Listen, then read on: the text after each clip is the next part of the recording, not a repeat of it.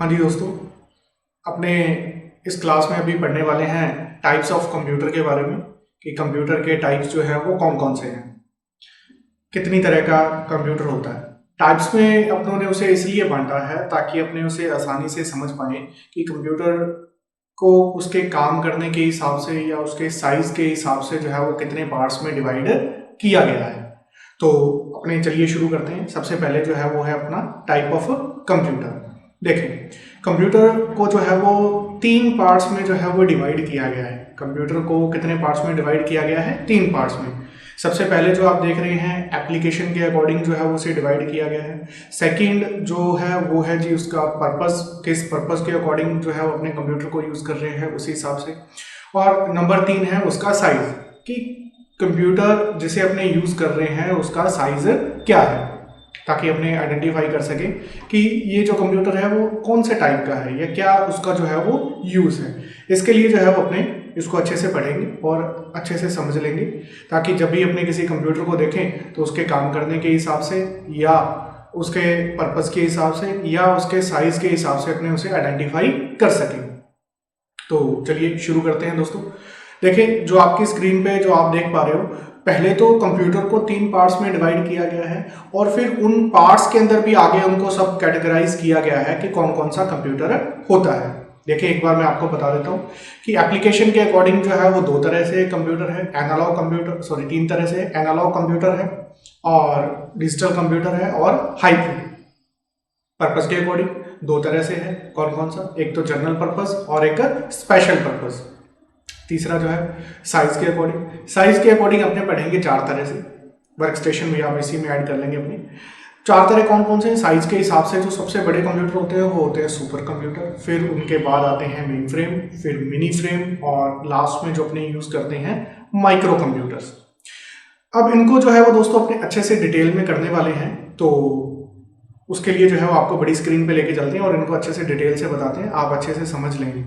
जी देखें, चलिए इसको तीन कैटेगरीज में जो है वो अपनों ने बांटा है। सबसे पहले अपने बात करने वाले हैं एप्लीकेशन के अकॉर्डिंग। एप्लीकेशन के अकॉर्डिंग, एप्लीकेशन या फिर इसे अपने कह सकते हैं मैकेनिज्म के अकॉर्डिंग। मैकेनिज्म मतलब उसके काम करने के तरीके के हिसाब से जो है वो अपनों ने अलग अलग पार्ट्स में जो है वो बांट दिया कंप्यूटर को। कितने पार्ट्स में बांट दिया? नंबर वन एनालॉग में, नंबर दो डिजिटल में और नंबर तीन हाइब्रिड में। ठीक है जी। सबसे पहले जो है वो मैं शुरू कर रहा हूँ हाइब्रिड से। सबसे पहले स्टार्ट कर रहा हूँ हाइब्रिड से। हाइब्रिड से क्यों, समझिएगा। हाइब्रिड किसे कहते हैं? हाइब्रिड किसे कहा जाता है? हाइब्रिड दोस्तों कहते हैं कॉम्बिनेशन से बनी हुई चीज को। दो या उससे ज्यादा से मिलकर अगर कोई नई चीज बनाई जाती है तो उसे कहा जाता है हाइब्रिड। इसलिए अपनों ने सबसे पहले ये पढ़ा। तो अब किससे मिलकर बना होगा? इससे ऊपर तो अपने पास दो ही है, नंबर वन और नंबर दो। इन दोनों से मिलकर जो है वो कौन सा बना? नंबर तीन।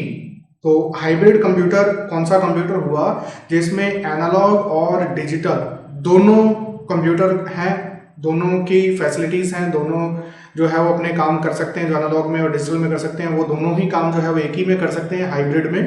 तो इसलिए उसे नाम दे दिया हाइब्रिड कंप्यूटर। अब बढ़ते हैं अपने नंबर वन की तरफ, एनालॉग कंप्यूटर की तरफ। एनालॉग कंप्यूटर कौन से हैं? एनालॉग कंप्यूटर वे कंप्यूटर जो फिजिकल डेटा पे काम करते हैं। वे कंप्यूटर जो फिजिकल डेटा पे काम करते हैं। फिजिकल डेटा क्या होता है? आपने कहा कि जो है वो आज गर्मी बहुत है, मौसम बहुत गर्म है, बाहर जो है वो टेम्परेचर कितना है। आपने देखा कि अपने यहाँ पे पता चल जाता है, अखबार में आता है कि अपने यहाँ पे टेम्परेचर जो है वो 50 डिग्री जो है वो टेम्परेचर था। तो ये 50 डिग्री जो है ये क्या है? अपना फिजिकल डेटा है। 50 डिग्री जो है वो क्या है? फिजिकल डेटा है। इसको जो भी कंप्यूटर मेजर करके और अपने को जो रिजल्ट शो करता है वो करता है दोस्तों डिजिट्स के अंदर। किसमें शो करता है? डिजिट्स के अंदर। इसमें जो है वो अपने को किसमें जो है वो अपने को शो करता है? डिजिट्स के अंदर जो है वो अपने को शो करता है जो भी रिजल्ट होता है। तो यानी कि 50 डिग्री था तो 50 डिग्री को अपने को जो है वो उन्होंने डिजिट्स के अंदर जो है वो ये शो किया। ये है फिजिकल डेटा। या और देखें कि बुखार हो गया, आप डॉक्टर के पास गए और डॉक्टर ने जो है वो आपको चेक करने के बाद बताया कि आपको जो है वो मान लीजिए 105 डिग्री बुखार है, तो ये भी क्या है, एक तरह से फिजिकल डेटा है जो मेजर करके बताया। और एग्जांपल देखते हैं, आप जो है वो पेट्रोल पंप पे गए पेट्रोल डलवाने के लिए अपनी बाइक में, स्कूटी में, तो जो है वो उस मशीन से कितने लीटर पेट्रोल, आपने कहा कि 2 लीटर जो है वो पेट्रोल डाल दीजिए, तो वो कितने लीटर पेट्रोल जो है वो बाहर आया उस मशीन से। तो पेट्रोल जो बाहर आएगा वो क्या है, अपना फिजिकल डेटा है। तो वे कंप्यूटर जो फिजिकल डेटा पे काम करते हैं उन्हें क्या कहा जाता है, एनालॉग कंप्यूटर कहते हैं। उम्मीद है समझ आया होगा आपको। एक बार मैं इसे इरेज कर रहा हूं, देखिए फिर आगे बढ़ते हैं। दूसरा है जी अपने पास डिजिटल कंप्यूटर। डिजिटल कंप्यूटर क्या होता है? डिजिटल कंप्यूटर वो कंप्यूटर जो डिजिटल डेटा पे काम करता है, वे कंप्यूटर जो डिजिटल डेटा पर काम करते हैं। अब ये डिजिटल डेटा क्या होता है? डिजिटल डेटा जो है वो दोस्तों होता है अपने पास जो ये 0 और 1 है, 0 और जो 1 है अपने पास, ये क्या है, अपना डिजिटल डेटा है। तो इस पे जो काम करते हैं वो कौन से हैं, डिजिटल कंप्यूटर। और डिजिटल कंप्यूटर की बात करें तो जनरली ये जो है किसके लिए है, कैलकुलेशंस परफॉर्म करने के लिए जो है होते हैं। जो अपने कंप्यूटर यूज करते हैं वो कौन सा है, डिजिटल कंप्यूटर होते हैं। ठीक है, डिजिटल कंप्यूटर भी जो है वो आपको समझ आ गया होगा। अब देखें हाइब्रिड कंप्यूटर, वे कंप्यूटर जो क्या करते हैं, इन दोनों का काम जो है वो अकेला ही कर देता है, उसे कहा जाता है हाइब्रिड। जैसे कि अभी उन्होंने कुछ देर पहले देखा था, पेट्रोल पंप की बात की थी, तो पेट्रोल पंप से कितने लीटर जो है वो तेल निकला, ये कौन बताएगा, एनालॉग बताएगा। और फिर आपको उसके पैसे भी तो देने, कितने रुपए हुए, तो वो जो ऊपर उसके काम होगा वो कौन करेगा, मतलब कितने रुपए बने, उतने लीटर के जो है वो कितने रुपए बने, वो अपने को बताएगा डिजिटल कंप्यूटर। तो पेट्रोल पंप वाली मशीन जो है वो किसका एग्जाम्पल हुई, हाइब्रिड कंप्यूटर का। उम्मीद है आपको समझ आई होगी बात में। पर्पस के अकॉर्डिंग जो है कितनी तरह का कंप्यूटर है, पर्पस के अकॉर्डिंग अपने पास सिर्फ 2 ही तरह का है, नंबर 1 और नंबर 2। कौन कौन सा, general purpose. General purpose normal कामों के लिए, आपने कहा कि मेरे को ऑनलाइन प्रैक्टिस सेट लगाना है, उसके लिए जो है वो मेरे को कंप्यूटर चाहिए, जनरल पर्पस।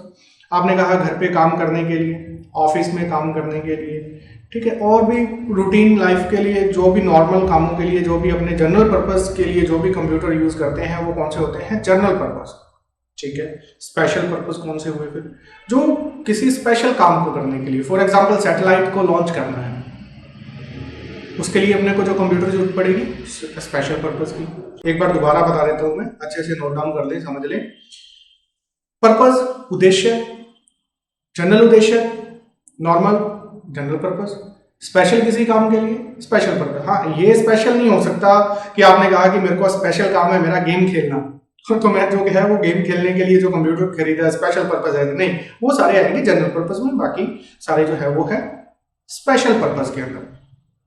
अब बात करते हैं जो अपना थर्ड है, वो जो है वो कौन सा है जी अपने पास, साइज के अकॉर्डिंग, साइज, कंप्यूटर के साइज के अकॉर्डिंग। तो जो सबसे बड़ा साइज होता है दोस्तों वो होता है सुपर कंप्यूटर का। वो कौन सा होता है, सुपर कंप्यूटर का।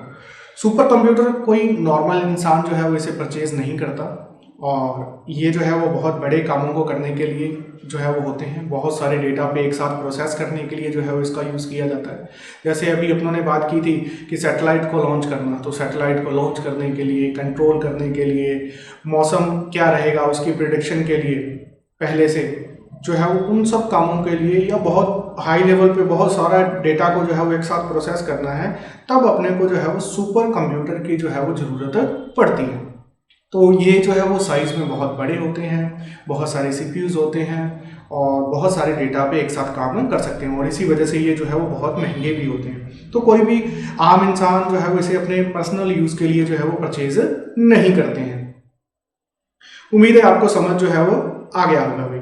फिर अपने बात करते हैं कि सुपर कंप्यूटर को थोड़ा और डिटेल में देखते हैं। सुपर कंप्यूटर की स्पीड, दोस्तों सुपर कंप्यूटर की स्पीड होती है फ्लॉप्स, फ्लोटिंग पॉइंट ऑपरेशन पर सेकंड। अच्छे से नोट कर लें, फ्लॉप्स, फ्लोटिंग पॉइंट ऑपरेशन पर सेकेंड। बाकी आपको फुल फॉर्म्स की क्लास में जो है वो बता दिया है अच्छे से। तो फ्लोटिंग पॉइंट ऑपरेशन पर सेकेंड जो है वो इसकी स्पीड होती है। वर्ल्ड का सबसे पहला सुपर कंप्यूटर कौन सा है वर्ल्ड का? तो वर्ल्ड का सबसे पहला सुपर कंप्यूटर था जी Cray one. Cray one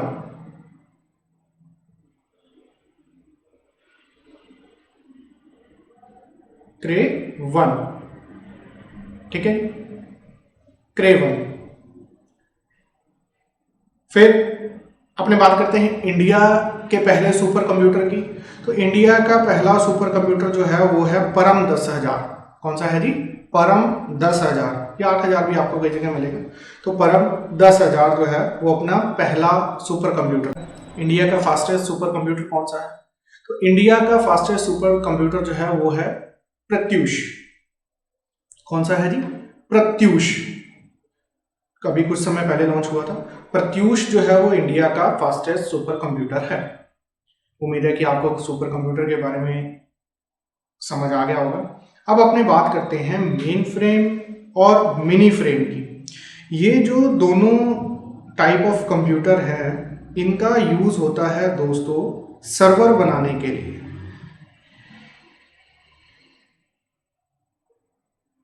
in दोनों का जो यूज होता है वो किस लिए होता है? सर्वर बनाने के लिए। सर्वर बहुत तरह के सर्वर होते हैं, अलग अलग कामों के लिए जो है वो सर्वर होते हैं। तो इन दोनों का यूज होता है सर्वर बनाने के लिए। मेन फ्रेम का जो यूज होता है वो होता है बड़े सर्वर्स बनाने के लिए। बड़ी कंपनियां जो हैं अगर उनको सर्वर बनाना है तो वो मेन फ्रेम का यूज करते हैं। जैसे कि मान लो अपना रेलवे रिजर्वेशन है, तो ये बहुत बड़ा एक जो है वो प्लेटफॉर्म है जहाँ पर रिजर्वेशन करवाया जाता है। तो ये जो सर्वर को यूज करेंगे वो कौन सा होगा? Main frame. फिर जो है वो मान लो कोई लोकल जो है वो अपना ट्रैवल एजेंसी है, वो जो सर्वर को यूज करेगी, छोटी कंपनियां जो है वो यूज करती हैं मिनी फ्रेम को। मिनी फ्रेम को जो है वो यूज किया जाता है सर्वर के लिए। छोटे सर्वर बनाने हैं तो मिनी फ्रेम, बड़े सर्वर बनाने हैं तो मेन फ्रेम का यूज किया जाता है।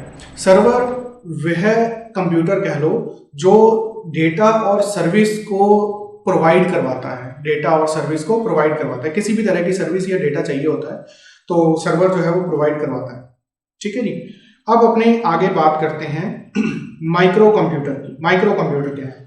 माइक्रो कंप्यूटर वे कंप्यूटर जो अपने यूज करते हैं जैसे कि पीसी, जैसे कि लैपटॉप, हाँ जी, और जैसे कि आपका मोबाइल फोन, स्मार्टफोन, जैसे कि आपका स्मार्टफोन, यहाँ साइड में जो है वो लिख देते हैं आपका स्मार्टफोन, जिसको आप हर समय जो है वो संभाल के रखते हो, यूज करते हो, तो वो है स्मार्टफोन। ये सारे जो है वो किसका एग्जांपल है? माइक्रो कंप्यूटर की। ठीक है जी। माइक्रो कंप्यूटर किसे कहा जाता है? जिसमें माइक्रो प्रोसेसर का जो है वो यूज किया जाता है। माइक्रो प्रोसेसर का उसे क्या कहा जाता है? Micro computer. तो अपने जो है वो यूज करते हैं जैसे पीसी है, लैपटॉप है, स्मार्टफोन है, ये सब जो एग्जांपल हैं किसके हैं? माइक्रो कंप्यूटर के। तो एक बार मैं अब इसमें जो है वो दोबारा से बता रहा हूँ आपको कि इन तीनों कैटेगरीज में से अपने कौन कौन सा यूज करते हैं। तो सबसे पहले एप्लीकेशन के अंदर जो अपने नॉर्मली यूज करते हैं वो होता है डिजिटल कंप्यूटर।